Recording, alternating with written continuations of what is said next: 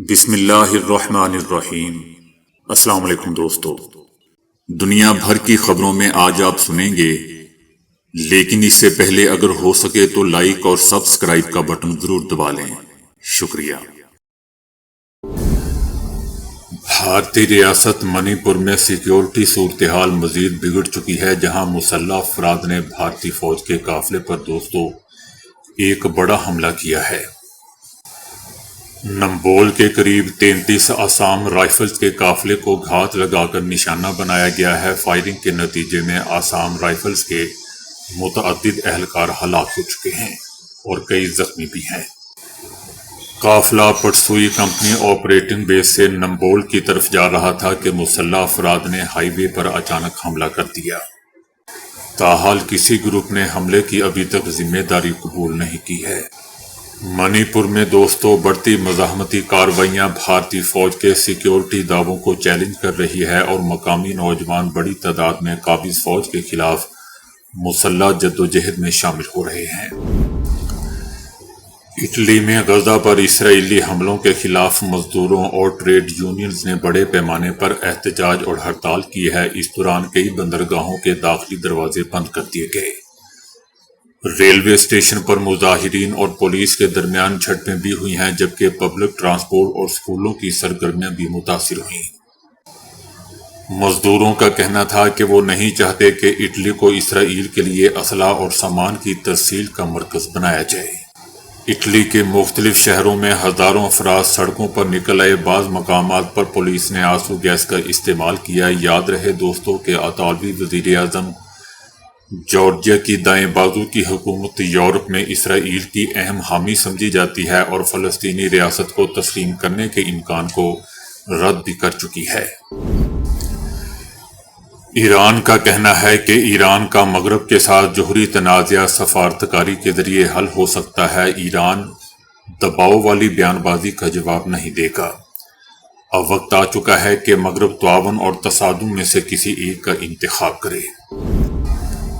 پرینکا گاندھی نے فلسطین کے تئیں ہندوستان کی خارجہ پالیسی پر تنقید کرتے ہوئے اسے شرمناک اور اخلاقی جرات کا فقدان قرار دے دیا۔ ان کا کہنا تھا کہ بھارت دنیا کے پہلے ممالک میں شامل تھا جس نے نومبر 1988 میں فلسطین کو ایک قوم کے طور پر تسلیم کیا تھا۔ فلسطینی عوام کی بہادرانہ جدوجہد کے دوران ہم نے بین الاقوامی سطح پر حق کے لیے کھڑے ہو کر اور انسانیت اور انصاف کی اقدار کو برقرار رکھ کر دنیا کو راستہ دکھایا تھا، لیکن اب اس موقف سے انحراف ہمارے پہلے کے جرات مندانہ موقف سے ایک المناک کمی ہے۔ ان کا کہنا تھا کہ یہ واقعی شرمناک ہے کہ ہندوستان اپنے دوستوں کے ساتھ کھڑا نہیں ہوا، لیکن بالآخر فلسطین کی حمایت کے اپنے سابقہ موقف پر واپس آنا پڑا۔ ان کا کہنا تھا کہ یہاں کے بی جے پی لیڈر اسرائیل کی حمایت میں نعرے لگاتے ہیں، لیکن اسرائیل کبھی بھی ہمارے ساتھ کھڑا نہیں ہوگا۔ اس سے ثابت ہوتا ہے کہ ہماری پوری خارجہ پالیسی ختم ہی ہو چکی ہے۔ حکومت کو جواب دینا چاہیے کہ ہم 20 مہینوں تک خاموش کیوں رہے۔ جب پورا ملک فلسطین کی حمایت کر رہا تھا تو ہندوستان اتنے عرصے سے کیوں دور رہا؟ چائنا کا نیا اور سب سے جدید ایئر کرافٹ کیریئر 3 مختلف قسم کے طیارے کامیابی کے ساتھ لانچ کر چکا ہے۔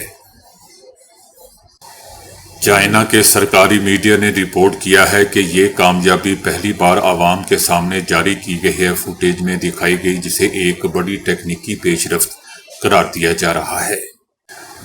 چائنا کے سرکاری نشریاتی ادارے CCTV کی جاری کردہ فوٹیج میں دکھایا گیا ہے کہ چائنا کا 5th جنریشن کا J-35 فائٹر، 4.5 جنریشن کا J-15T فائٹر اور KG-600 ارلی وارننگ اور کنٹرول طیارہ فوجیان ایئر کرافٹ کیریئر سے EMALS نظام کے ذریعے اڑان بھرتا ہے۔ دنیا نے ان تجربات کو چائنا کی ایئر کرافٹ کیریئر ٹیکنالوجی میں ایک اور بریک تھرو اور بحری صلاحیتوں میں تبدیلی کا ایک سنگ میل قرار دیا ہے۔ دنیا میں صرف ایک اور ایئر کرافٹ کیریئر اس نظام کا حامل ہے، جو امریکی بحریہ کا نیا کیریئر USS ہے، جسے سرکاری میڈیا نے ان تجربات کو چائنا کی ایئر کرافٹ کیریئر ٹیکنالوجی میں ایک اور بریک تھرو اور بحری صلاحیتوں سے تبدیل کا ایک سنگ میل قرار دیا ہے۔ دنیا میں صرف ایک اور ایئر کرافٹ کیریئر اس نظام کا حامل ہے جو امریکی بحریہ کا حصہ ہے۔ یہ پیش رفت دوستو اس وقت سامنے آئی ہے جب امریکی کانگریس کا ایک وفد چائنا میں موجود ہے تاکہ باہمی تعلقات کو مضبوط بنانے کے لیے مذاکرات کیے جا سکیں، جن میں عسکری سطح پر رابطے بھی شامل ہیں۔ یہ 6 سال بعد پہلا موقع ہے کہ ایسا کوئی وفد چائنا میں موجود ہے۔ چائنا کا ایئر کرافٹ ٹیکنالوجی کے لحاظ سے امریکہ کے برابر ہے، لیکن یہ نیوکلیئر انرجی سے نہیں بلکہ روایتی ایندھن سے چلتا ہے۔ اس کے برعکس امریکی بحری بیڑا مکمل طور پر ایٹمی توانائی سے چلتا ہے اور لمبے عرصے تک سمندر میں رہ سکتا ہے، جبکہ چائنا کے ایئر کرافٹ کو وقتاً فوقتاً بندرگاہ یا ٹینکر سے ایندھن لینا پڑے گا۔ چائنا میں موجود امریکی وفد کے سربراہ ہاؤس آرمڈ سروس کمیٹی کے سینئر ڈیموکریٹ امریکی نمائندہ ایڈم سمتھ کا کہنا ہے کہ امریکہ اور چائنا کے درمیان ناکافی عسکری تعلقات خاص تشویش کا باعث ہیں۔ ان کا کہنا تھا کہ چائنا دنیا میں سب سے تیزی بڑھتی ہوئی فوج اور سب سے تیزی سے بڑھتی ہوئی ایٹمی طاقت ہے۔ امریکہ کے پاس دنیا کی سب سے بڑی فوج اور سب سے بڑا ایٹمی ذخیرہ ہے۔ ہمارے لیے یہ خطرناک ہے کہ ہم باقاعدہ طور پر ایک دوسرے سے رابطے میں نہ رہیں۔ ان کا کہنا تھا کہ رابطے میں رہنا چاہیے تاکہ غلط فہمیوں اور غلط حساب کتاب سے بڑے مسائل پیدا نہ ہو جائیں۔ ان کا مزید کہنا تھا کہ امریکی اور چینی جہازوں اور طیاروں کے درمیان خطرناک حد تک قریب آنے کے واقعات بڑھ چکے ہیں اور اس بارے میں بہتر مکالمے کی ضرورت ہے تاکہ ایسی صورتحال سے بچا جا سکے۔ ان کا یہ بھی کہنا تھا کہ امریکہ اور چائنا کو ایٹمی ہتھیاروں پر بھی مکالمہ گفتگو بڑھانی چاہیے۔ ان کا کہنا تھا کہ مصنوعی ذہانت، ڈرون، سائبر اور خلائی صلاحیتوں کی تیز رفتار ترقی نے بھی غلط فہمی کے خطرات کو بڑھا دیا ہے۔ ایڈم سمتھ کا مزید کہنا تھا کہ امریکہ چائنا کے ساتھ خاص طور پر عسکری معاملات میں رابطے بڑھانا چاہتا ہے۔ یہ دورہ دوستو جمعے کو امریکی صدر ٹرمپ اور چینی صدر شی جن پنگ کے درمیان ہونے والی ٹیلی فونی گفتگو کے بعد ہوا ہے۔ صدر ٹرمپ نے کہا ہے کہ وہ اگلے مہینے جنوبی کوریا میں ہونے والے APEC اجلاس میں شی جن پنگ سے ملاقات کریں گے اور اگلے سال کے اوائل میں چائنا کا دورہ بھی کریں گے۔ ان کا یہ بھی کہنا تھا کہ شی جن پنگ مناسب وقت پر امریکہ کا دورہ کریں۔ امریکہ کی جانب سے پوری عالمی فوجداری عدالت پر پابندیاں عائد کرنے پر غور کیا جا رہا ہے، جس سے عالمی عدالت کے روزمرہ امور بری طرح متاثر ہوں گے۔ یہ اقدام دوستو اسرائیلی جنگی جرائم کی تحقیقات کے رد عمل میں سامنے آ رہا ہے۔ امریکہ پہلے ہی عدالت کے متعدد ججوں، پروسیکیوٹرز پر انفرادی پابندیاں لگا چکا ہے، لیکن ادارے کے طور پر ICC کو پابندیوں کی فہرست میں شامل کرنا ایک بڑی پیش رفت تصور ہو رہی ہے۔ امریکی محکمہ خارجہ کا کہنا ہے کہ ICC عالمی عدالت کے پاس اپنا راستہ بدلنے کا موقع ہے، جس کے لیے اہم اور موزوں ڈھانچہ تبدیلیاں ضروری ہیں۔ جب تک عالمی عدالت ہمارے قومی مفادات کے لیے خطرہ بنی رہے گی، امریکہ اپنے بہادر اہلکاروں اور دوسروں کے تحفظ کے لیے مزید اقدامات کرتا رہے گا۔ عالمی عدالت پر دوستو پابندیاں لگنے کی صورت میں ملازمین کو تنخواہوں کی ادائیگی، اکاؤنٹس تک رسائی اور دفتری سافٹ ویئر سمیت عدالت کے بنیادی روزمرہ امور متاثر ہوں گے، جبکہ عالمی عدالت نے ممکنہ نقصانات کو کم کرنے کے لیے اپنے عملے کو پورے سال 2025 کی باقی مدت کی تنخواہیں پیشگی ادا کرتی ہیں۔ عالمی عدالت انصاف نے دوستو اسرائیل کے وزیر اعظم نیتن یاہو، ان کے سابق وزیر دفاع اور حماس کے بعض رہنماؤں پر غزہ کی جنگ میں مبینہ جرائم کے الزامات عائد کر رکھے ہیں۔ امریکی وزیر خارجہ مارکو روبیو نے بھی دوستو عالمی عدالت کو قومی سلامتی کے لیے خطرہ اور امریکہ اس کے اتحادی اسرائیل کے خلاف قانونی جنگ کا ہتھیار قرار دیا ہے۔ یہ عدالت دوستو 2002 میں ایک معاہدے کے تحت قائم کی گئی تھی، جس کے تحت اسے نسل کشی، انسانیت کے خلاف جرائم اور جنگی جرائم پر کارروائی کا اختیار ہے۔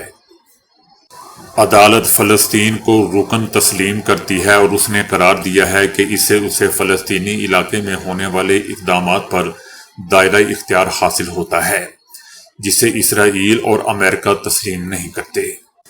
فروری میں وائٹ ہاؤس نے پاکستانی نژاد عدالت کے چیف پروسیکیوٹر کریم خان پر بھی پابندیاں لگائی تھیں، جنہوں نے نیتن یاہو اور اس کے وزیر دفاع کے وارنٹ گرفتاری جاری کرنے کی درخواست کی تھی۔ افغانستان سے تعلق رکھنے والا 13 سالہ لڑکا غیر معمولی اور خطرناک انداز میں بھارت پہنچ گیا۔ کم سن لڑکا کابل ایئرپورٹ کے ممنوعہ حصے میں داخل ہوا اور افغان ایئر لائن کے لینڈنگ گیئر میں چھپ گیا۔ یہ پرواز تقریباً 2 گھنٹے کے سفر کے بعد دہلی پہنچی۔ لینڈنگ کے بعد جہاز کے عملے نے لڑکے کو ایئر کرافٹ کے قریب گھومتے دیکھا اور فوراً سیکیورٹی کو اطلاع دی۔ ابتدائی تحقیقات میں معلوم ہوا ہے کہ لڑکا قندوز شہر کا رہائشی ہے۔ لینڈنگ گیئر کا حصہ انتہائی خطرناک ہوتا ہے، کیونکہ وہاں آکسیجن نہیں ہوتی اور بلندی پر زندہ رہنا مشکل ہو جاتا ہے۔ خوش قسمتی سے لڑکا زندہ بچ گیا۔ بعد میں اس کم سن لڑکے کو اسی ایئر لائن کی پرواز سے واپس افغانستان بھیج دیا گیا۔ برطانیہ سائنسدانوں، ماہرین تعلیم اور ڈیجیٹل ماہرین کو ملک میں لانے کے لیے ویزا فیس ختم کرنے کی تجاویز پر غور کر رہا ہے۔ چائنا کے بعد برطانیہ کا یہ اقدام اس وقت سامنے آیا ہے جب امریکہ نے نئی H-1B ویزا درخواستوں پر $1,00,000 فیس عائد کر دی ہے۔ برطانوی وزیر اعظم کی گلوبل ٹیلنٹ ٹاسک فورس ایسے منصوبوں پر کام کر رہی ہے جن کے ذریعے دنیا کے اعلیٰ دماغ برطانیہ کا رخ کریں تاکہ معاشی ترقی کو فروغ دیا جا سکے۔ فی الحال برطانیہ کے ویزے کی لاگت 766 پاؤنڈ یعنی تقریباً 1030 امریکی ڈالر ہے، جبکہ شریک حیات اور بچے بھی اتنی ہی فیس ادا کرتے ہیں۔ سعودی عربیہ میں 95واں قومی دن جوش و جذبے کے ساتھ منایا گیا۔ اس موقع پر ملک کی اہم شاہراہوں اور عمارتوں کو قومی پرچموں سے سجایا گیا تھا، جبکہ مختلف شہروں میں تقریبات کا اہتمام کیا گیا تھا۔ پاکستانی کمیونٹی بھی یوم الوطنی کے موقع پر تقریبات منعقد کر کے سعودی قیادت اور عوام کو مبارکباد پیش کر رہی تھی۔ پاکستانی رہنماؤں کا کہنا تھا کہ پاک سعودی تعلقات 2 دل ایک جان کی مانند ہے۔ دونوں ممالک دفاعی معاہدے کے ذریعے ایک دوسرے کے ساتھ مضبوطی سے جڑے ہوئے ہیں اور عالمی سطح پر بھی مل کر اہم کردار ادا کر رہے ہیں۔ سعودی عرب چونکہ ایک مضبوط معاشی طاقت ہے، جبکہ پاکستان عسکری لحاظ سے ایک مستحکم ملک ہے۔ یہی وجہ ہے کہ دونوں ممالک ایک دوسرے کو مزید مضبوط بنانے اور ہر شعبے میں تعاون کو فروغ دینے کے لیے کوشش کر رہے ہیں۔ اقوام متحدہ کی جنرل اسمبلی میں فلسطینی کانفرنس کے دوران مختلف عالمی رہنماؤں کا مائک بند کر دیا گیا۔ کینیڈین وزیر اعظم مارک کارنی نے فلسطین کو تسلیم کرنے کا بیان دیا تو اسی دوران ان کا مائک بند کر دیا گیا۔ دوسری جانب ترک صدر رجب طیب اردوان کے خطاب کے دوران بھی مائک بند ہونے سے سننے والوں نے شکایت کی۔ اسی طرح انڈونیشیا کے صدر کے خطاب کے دوران بھی بند ہونے والا مائک ان کی تقریر مکمل ہونے تک بند رہا۔ امریکی فضائیہ کے سربراہ نے اعلان کیا ہے کہ امریکہ کے 6 جنریشن F-47 لڑاکا طیارے کی پیداوار شروع ہو چکی ہے اور اس کی پہلی پرواز 2028 تک متوقع ہے۔ یہ اعلان چائنا کی طرف سے حالیہ فوجی پریڈ میں اپنی نئی جنگی مشینری کی نمائش کے 3 ہفتے بعد سامنے آیا ہے۔ امریکی فضائیہ کے سربراہ جنرل ایلون کا کہنا تھا کہ ہمیں تیزی سے آگے بڑھنا ہے۔ ٹیم کا ہدف ہے کہ 2028 تک یہ طیارہ فضا میں ہو۔ پچھلے کئی برسوں کی ریسرچ، سینکڑوں ٹیسٹنگ گھنٹے اور ہزاروں گھنٹوں کی انسانی محنت کے بعد ہم اس مقام پر پہنچے ہیں۔ ان کا کہنا تھا کہ صرف چند مہینے پہلے ہی ہونے والے اعلان کے بعد پہلا یونٹ بنانا شروع کر دیا ہے۔ ہم تیار ہیں اور ہمیں تیز رفتاری سے کام جاری رکھنا ہوگا۔ یاد رہے کہ مارچ 2025 میں امریکی صدر ٹرمپ نے سرکاری طور پر اعلان کیا تھا کہ 6 جنریشن لڑاکا طیارے کی تیاری کا ٹاسک دیا گیا ہے۔ صدر ٹرمپ نے یہ بھی کہا تھا کہ F-47 کے تجرباتی ماڈلز 5 سالوں سے خفیہ طور پر اڑائے جا رہے تھے اور اس کی پہلی پرواز سن 2019 میں ہوئی تھی۔ ماہرین کا کہنا ہے کہ اس طیارے میں سپر سونک تیز رفتاری جدید ٹیکنالوجی مصنوعی ذہانت پر مبنی ہتھیاروں کے نیٹ ورک کرنے کی صلاحیت شامل ہوگی۔ یہ طیارہ نہ صرف دشمن کی فضائی طاقت کو چیلنج کرے گا بلکہ اس کے ساتھ ساتھ نیٹ ورک اور دیگر پلیٹ فارم سے بھی روابط رکھے گا۔ چائنا کی طرف سے حالیہ فوجی پریڈ میں جنگی طیاروں اور ہائپر سونک میزائلوں کی نمائش کے بعد امریکی اعلان کو ایک حکمت عملی پیغام کے طور پر بھی دیکھا جا رہا ہے۔ تجزیہ کاروں کا کہنا ہے کہ خطے میں فضائی بالادستی کی دوڑ میں یہ تازہ ترین اقدام ایک بڑا قدم ہے۔ تو دوستو، ابھی کے لیے اتنا ہی۔ ویڈیو کو لائک اور شیئر کرنے کا بہت بہت شکریہ۔